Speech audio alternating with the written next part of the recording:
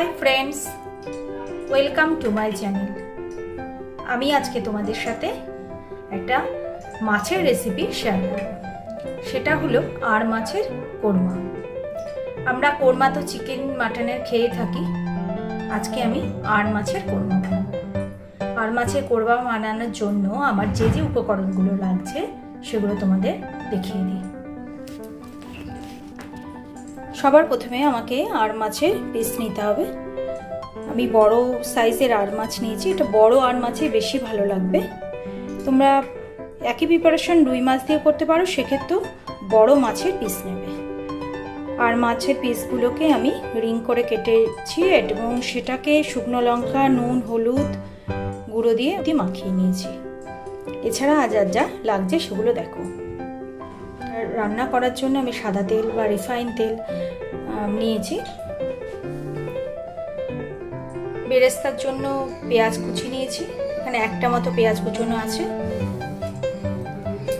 আর নিয়েছি ফোড়নের জন্য তেজপাতা, দারচিনি, লবঙ্গ, এলাচ।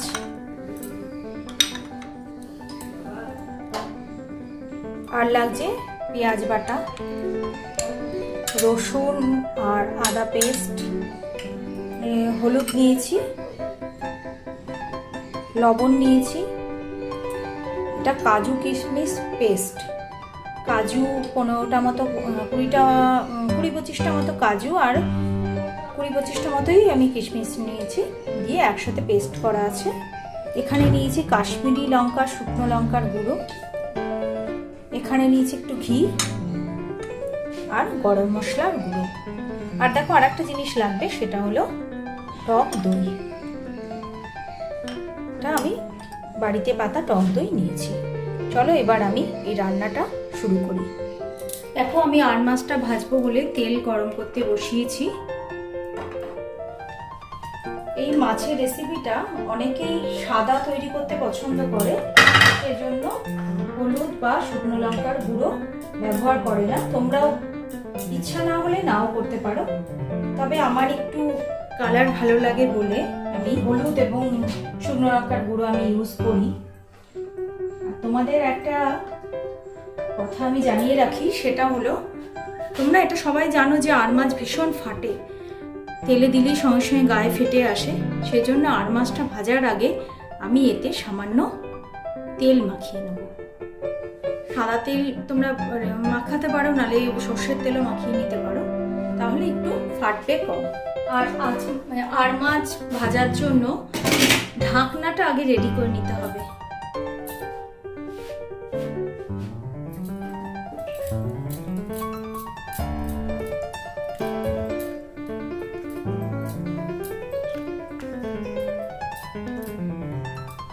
এদিক ওদিকে তেলটা ভালো করে মাখিয়ে নিলাম, হাতে ঢাকনা রেডি রাখতে হবে।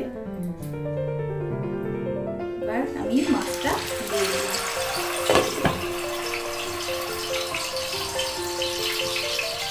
মাছ দিয়েই আমাকে ঢাকনা দিয়ে দিতে হবে,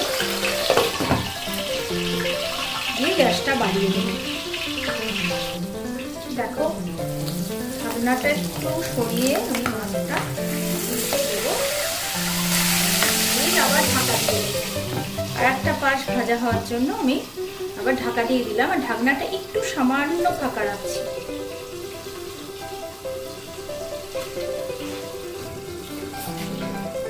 দেখো ঢাকা দিয়ে আমার মাছটা ভাজা হয়ে গেছে।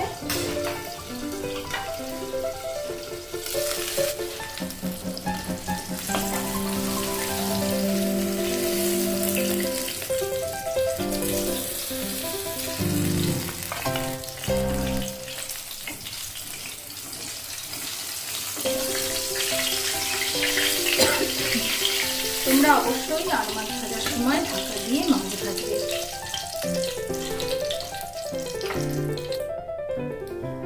বেরেস্তাটা আটটা দিয়ে দিলাম, পেঁয়াজটা ভেজে নেব, ব্রাউন করে ভেজে নিতে হবে। দেখো পেঁয়াজটা আমার কড়া করে ভেজে নেওয়া হয়ে গেছে, পেঁয়াজ ভাজা হয়ে গেছে।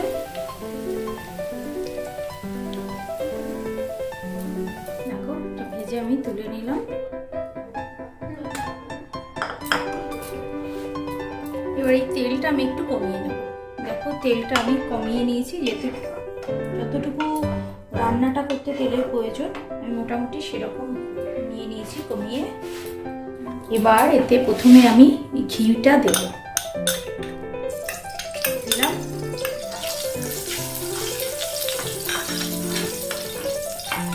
এরপর আমি ফোড়নগুলো দিয়ে দেবো, তেজপাতা, দারচিনি, লবঙ্গ আর এলাচ।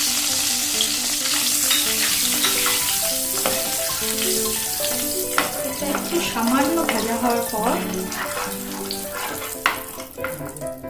পেঁয়াজ বাটাটা দিই।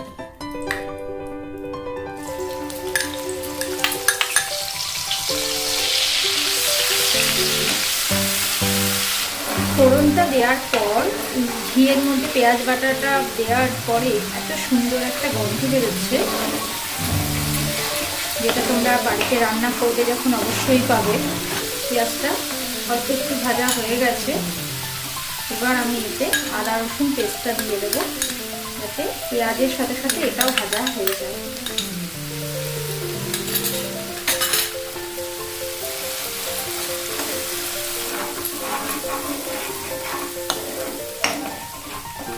রসুনের গন্ধটা চলে যাওয়া পর্যন্ত এটাকে ভাজতে হবে। এতে আমি খুবই সামান্য একটু হলুদ দেবো, রান্নাটায় খুব বেশি দেবো না হলুদটা, খুব সামান্য একটু হলুদ দেবো।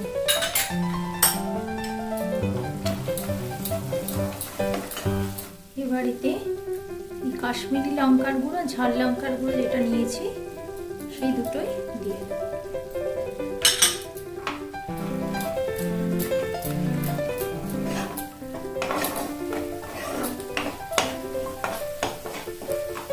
রসুনের গন্ধটা অনেকটাই মানে বেশ কষানোর পর যেমন রসুনের গন্ধ আসে সেরকম এসে গেছে।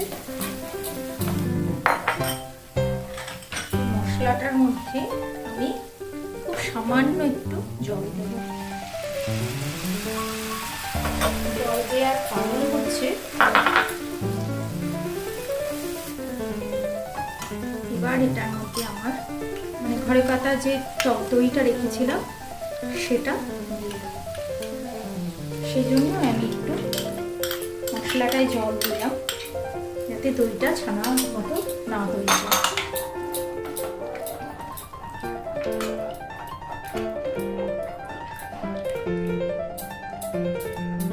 দেখো এতে আমার একটা জিনিস এখনো দেওয়া হয়নি, সেটা হলো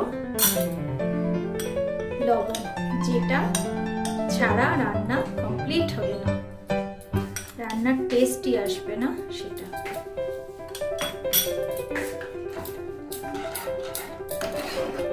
দেখো লবণটা দিয়ে দিয়েছি। তোমরা এই রান্নায় যদি কেউ একটু সামান্য মিষ্টি দিতে চাও সেটা দিতে পারো। আমি যেহেতু পেঁয়াজ এখানে বাটা দিয়েছি, সেটা পেঁয়াজের টেস্টটা, পেঁয়াজের মধ্যে একটু মিষ্টি টেস্ট থাকে এবং কাজু কিশমিশের মধ্যে থাকবে বলে আমি এতে চিনি দিচ্ছি না।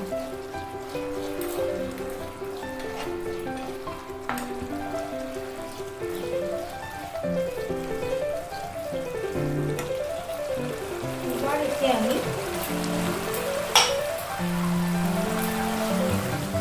যে কাজু কিশমিশের যে পেস্টটা বানিয়ে রেখেছি সেটা দিয়ে দেব।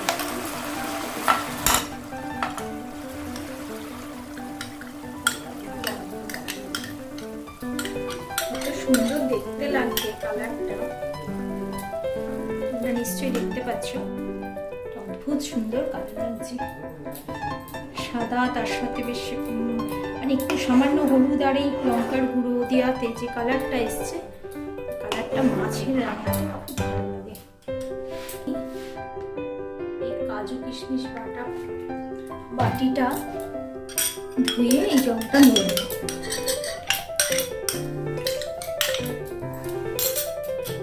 আর সামান্য একটু জল দেব গ্রেভির জন্য।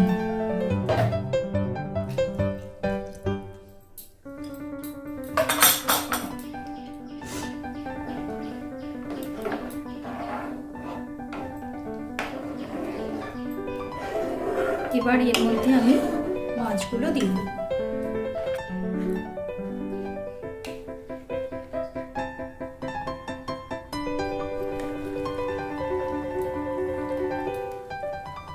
মাছগুলো দেওয়া হয়ে গেছে, এবার আমি গ্যাসটা একদম কমিয়ে দেব।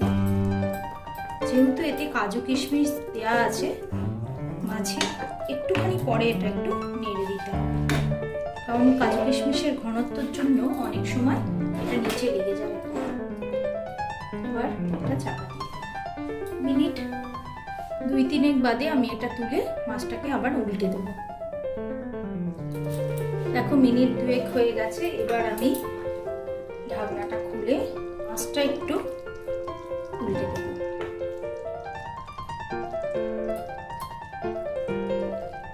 ভেঙে যাতে, আর মাছ ভীষণ নরম মাছ, এটা খুব সাবধানে উল্টোতে হবে না যায়। এবার এতে আমি ভেজে রাখা পেঁয়াজগুলো দিয়ে দেব। আচ্ছা, ভেজে রাখা পেঁয়াজগুলো এর আগে এবারে আমি এতে গরম মশলা গুঁড়োটা হাত দিয়ে ছড়িয়ে দেব।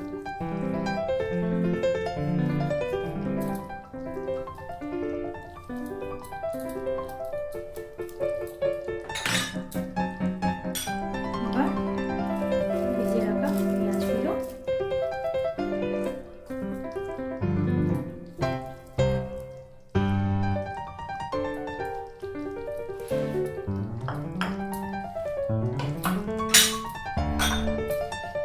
এবার আরেকটু চাপিয়ে দেব। মিনিট 2 হয়ে গেছে, মাছটা উল্টে দিয়েছি। এবার আর গ্যাস জ্বালিয়ে রাখার প্রয়োজন নেই, মাছ অবশ্যই সেদ্ধ হয়ে গেছে এবং মাছের ভেতর পুরো টেস্টটা ঢুকে গেছে। এই দেখো, এবার আমি গ্যাসটা বন্ধ করে দেব।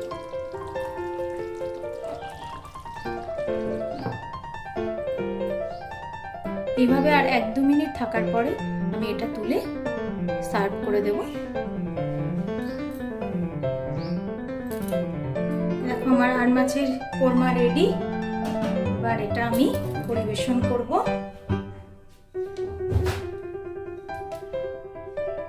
তোমরা অবশ্যই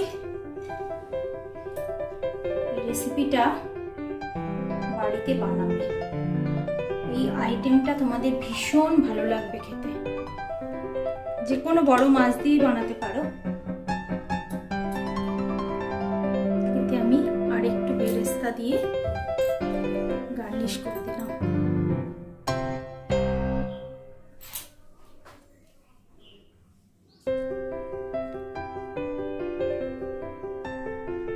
তোমাদের এই রান্নার রেসিপিটা কেমন লাগলো আমাকে সেটা কমেন্ট বক্সে অবশ্যই জানাবে। আর আমার এই চ্যানেল যদি তোমাদের ভালো লাগে তাহলে আমাকে লাইক, শেয়ার এবং অবশ্যই সাবস্ক্রাইব